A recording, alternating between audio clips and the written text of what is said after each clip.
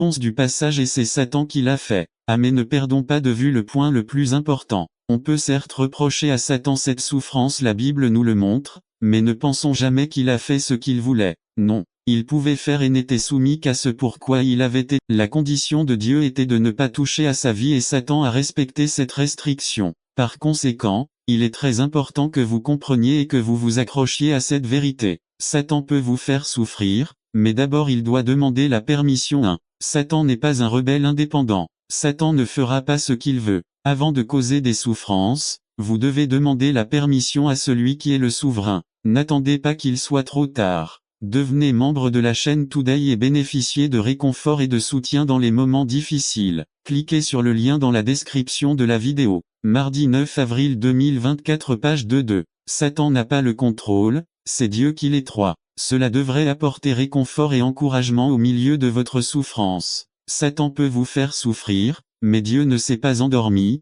ils ne l'ont pas trompé, chose et qu'il utilise même la souffrance pour atteindre ses objectifs. Satan échoua dans sa première tentative et attaqua à nouveau Job devant Dieu. Les versets 4 et 5 du chapitre 2 de Job nous montrent comment Satan demande une fois de plus la permission de faire souffrir Job.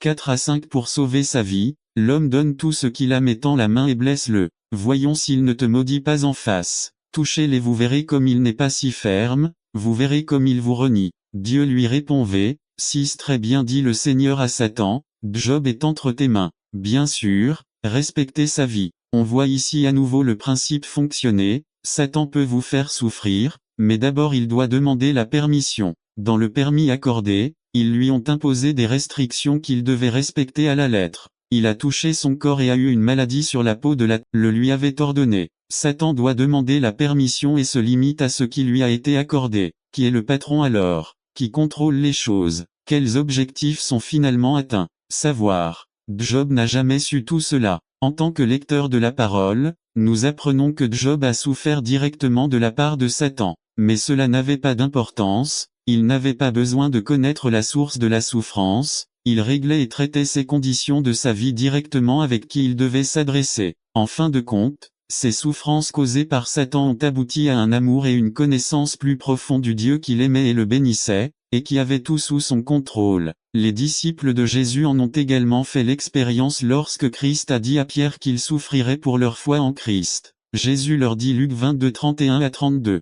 Simon, Simon, vois que Satan a demandé de te cribler comme si tu étais du blé. Mais j'ai prié pour vous, afin que votre foi ne défaille pas. Et toi, quand tu seras revenu vers moi, fortifie tes frères. Satan ne pouvait plus rien faire car il voulait tamiser